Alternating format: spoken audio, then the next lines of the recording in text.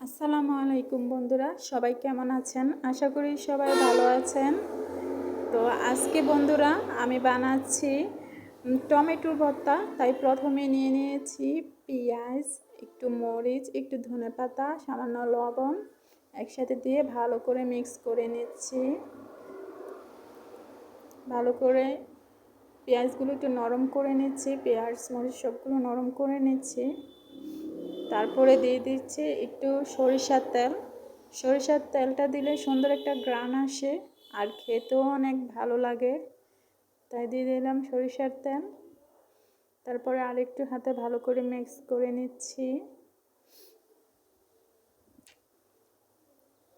তারপরে এখন দিয়ে দিব টমেটো। এই যে দেখছেন বন্ধুরা, টমেটোগুলো আগে আমি তেলে ভেজে সিদ্ধ করে নিয়েছি, তারপর উপরের খোসাগুলো ফেলে দিয়েছি। তো এখন টমেটোগুলো হাতে পিষে ভালো করে পেঁয়াজ মরিচের সাথে ভালো করে মিক্স করে নিলাম। এই তো হয়ে গেল আমার টমেটোর ভর্তা রেডি। তো এখন ভাত খাবো বন্ধুরা। আমি এই যে নিয়ে চলে আসলাম ভাত, টমেটোর ভর্তা, সাথে আছে ছোট মাছের চচ্চড়ি আর আছে বোম্বাইয়া মরিচ।